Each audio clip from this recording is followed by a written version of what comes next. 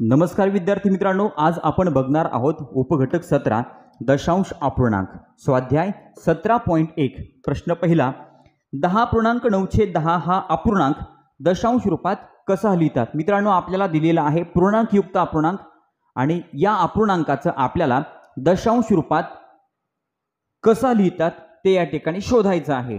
मग आता 10 हे पूर्ण आहे, 10 ही पूर्ण संख्या आहे, अपूर्णांक आहे 9/10।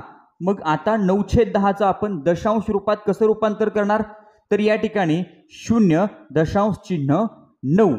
मग आता 10.9/10 चं दशांश रूपात कसं रूपांतर होणार, तर मित्रांनो 10.9 म्हणजे पहिल्या प्रश्नाचं उत्तर आहे पर्याय क्रमांक 3 10.9।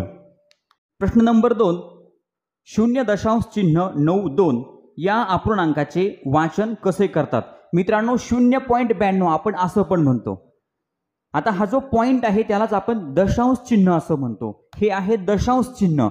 मग या अपूर्णांकाचं वाचन आपल्याला करायचं आहे, ते कसं असेल तर मित्रांनो हा 0 त्यानंतर हा जो पॉइंट आहे त्याला म्हणायचं दशांश चिन्ह आणि पुढे 92 असं नाही वाचायचं, तर याचं योग्य वाचन आहे 0.92।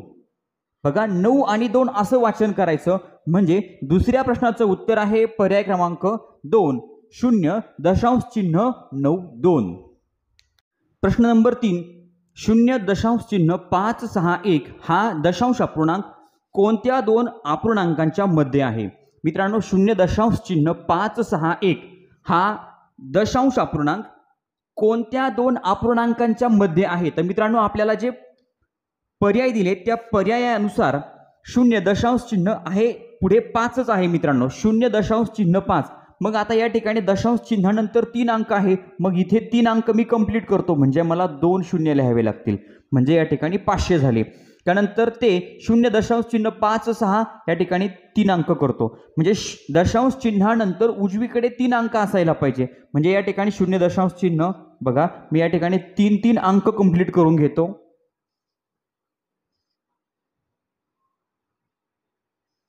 म्हणजे बघा आता 0.5 500 ते 560, मग आता 500 ते 560 मध्ये येईल का, तर नाही। हा अपूर्णांक जर म्हटलं तर 560 नंतर 61 येतात, म्हणजे याच्या तो आणखी पुढे आहे, म्हणजे पर्याय क्रमांक 1 आहे चूक। आता पर्याय क्रमांक आपण 2 बघितला 0.5 500 ते 0.600 म्हणजे 500 ते 600 मध्ये।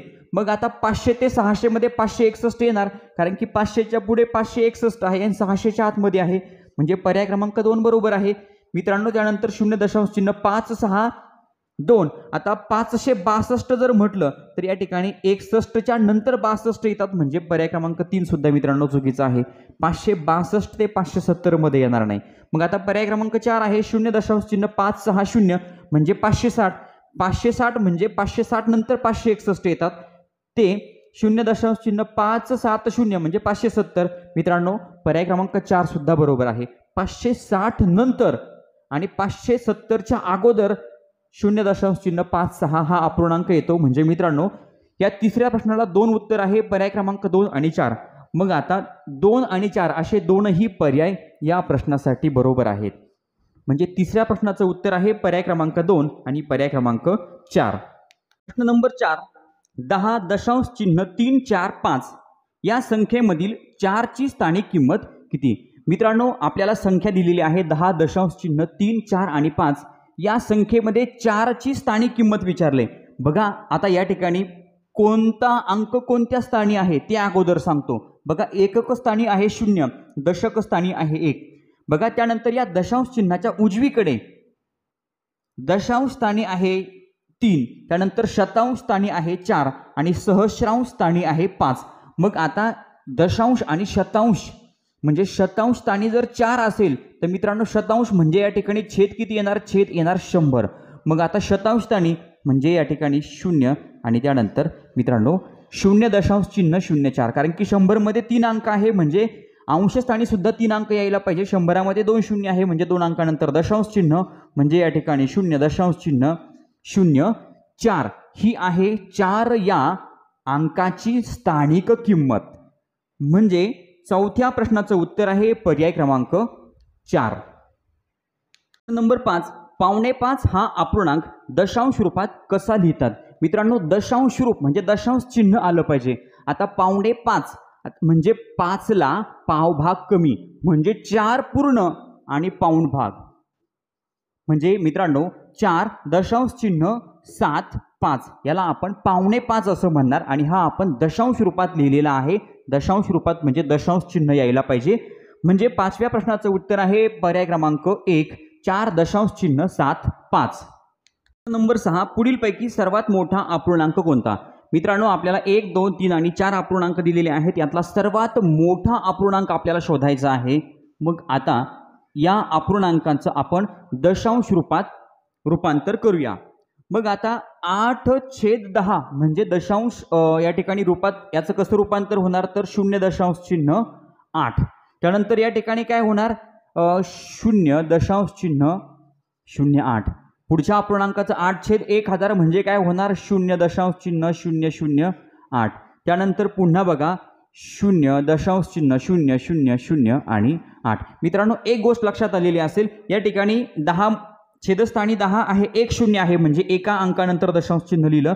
100 आहे छेद 2 0 आहे म्हणजे 2 अंकानंतर दशांश चिन्ह लिहिलं. त्यानंतर 1000 छेद आहे 3 0 आहे म्हणजे 3 अंकानंतर दशांश चिन्ह लिहिलेलं आहे.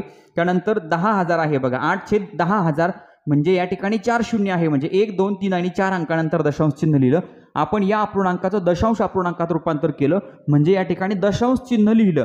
तर एक लक्षात ठेवा, जसं आपण दशांश चिन्हाच्या उजवीकडे जाऊ तशी तशी त्या अपूर्णांकाची काय होते स्थानिक किंमत कमी कमी होत जाते. बघा, दशांश चिन्हाच्या जसं आपण उजवीकडे जाऊ तसं तसं त्या अपूर्णांकाची स्थानिक किंमत कमी होत जाते. म्हणजे सर्वात मोठा अपूर्णांक कोणता आहे तर मित्रांनो पर्याय क्रमांक 1 म्हणजे 6व्या प्रश्नाचं उत्तर आहे पर्याय क्रमांक 1, 8/10.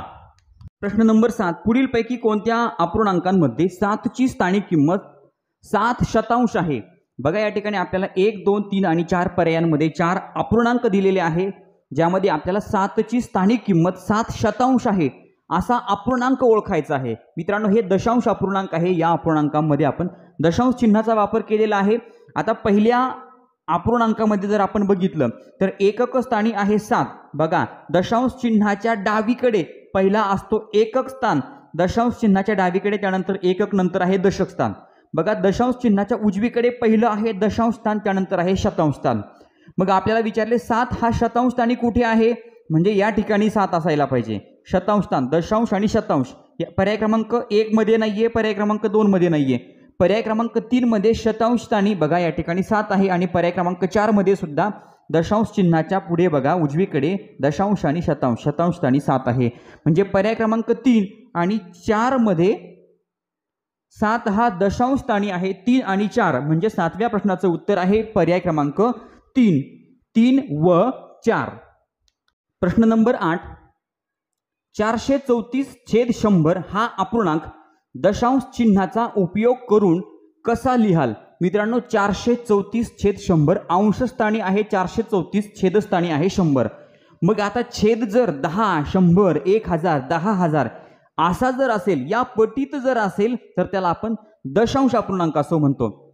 मग आता दशांश चिन्हाचा आपल्याला या ठिकाणी वापर करायचा आहे. छेदस्थानी आहे 100 म्हणजे या ठिकाणी मित्रांनो 2 0 आहे म्हणजे अंशस्थानी सुद्धा 2 अंकानंतर उजवीकून 2 अंकानंतर या ठिकाणी दशांश चिन्ह यायला पाहिजे. मग उजवीकून आता ही 434 ही जर संख्या असेल तर उजवीकून पहिला अंक आहे 4, दुसरा अंक आहे 3 आणि 2 अंकानंतर दशांश चिन्ह म्हणजे 4 दशांश चिन्ह 3 4.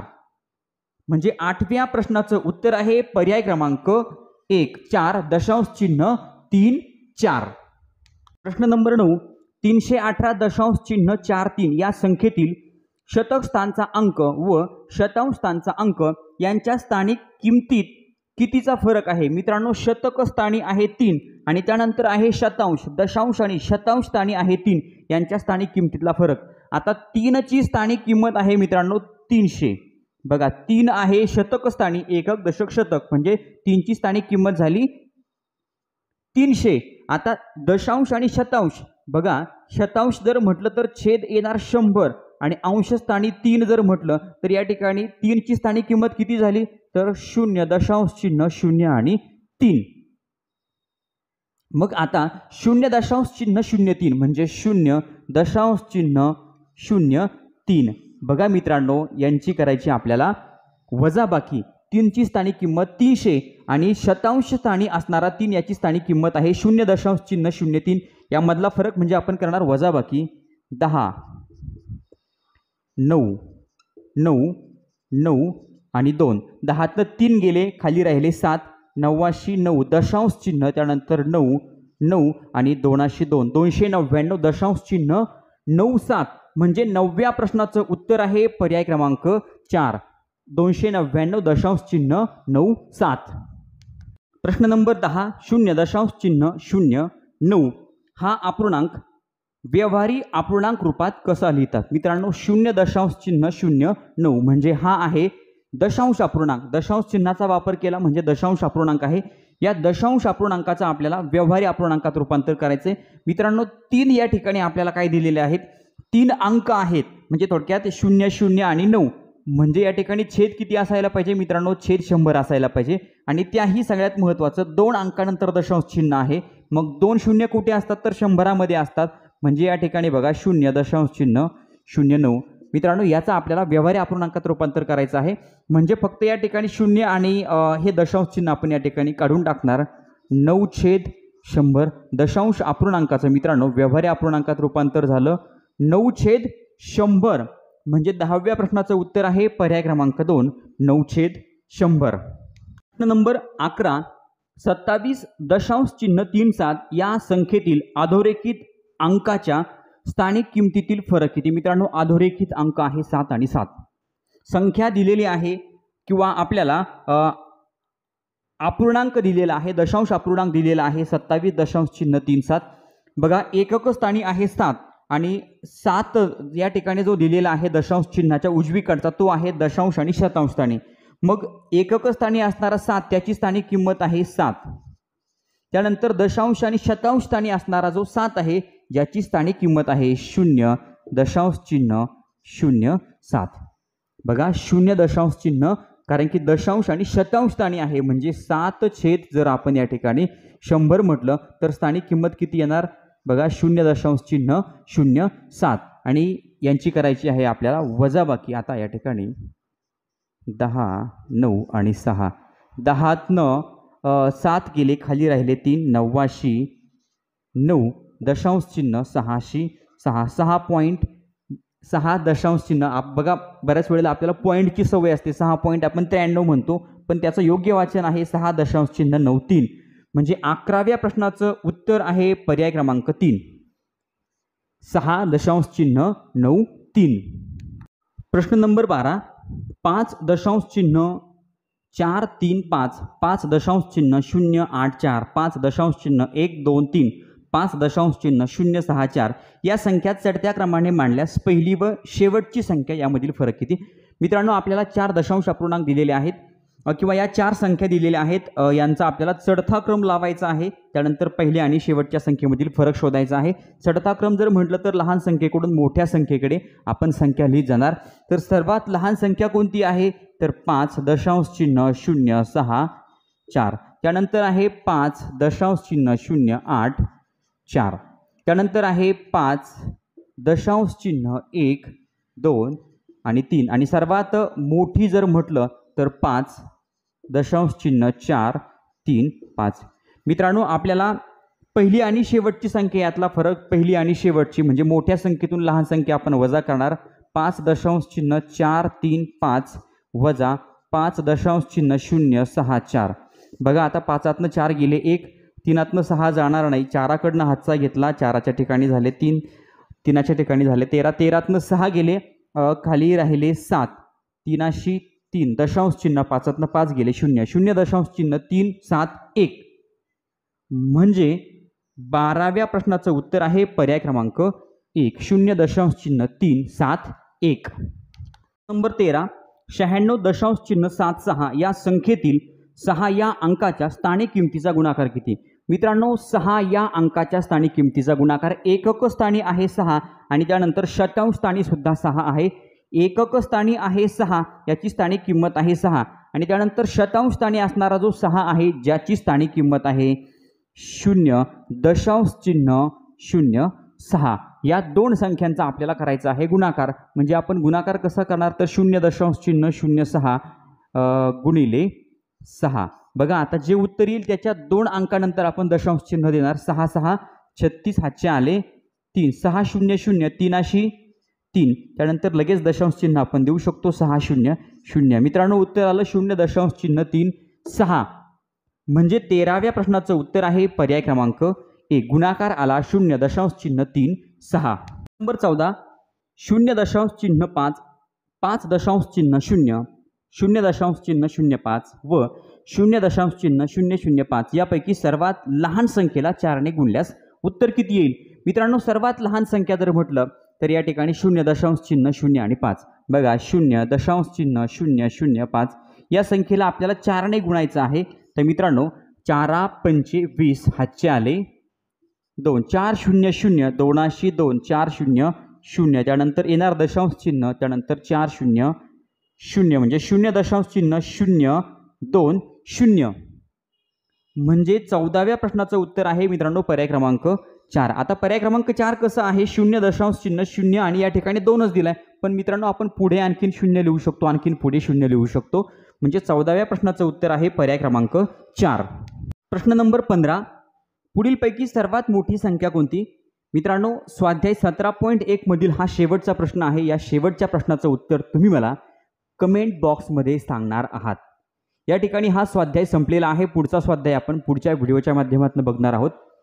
चॅनलवर नवीन असाल तर चॅनल सबस्क्राईब करा. व्हिडिओ आवडला तर लाईक करा, कमेंट करून कळवा आणि आपल्या मित्रांना व्हिडिओ शेअर करायला विसरू नका. धन्यवाद.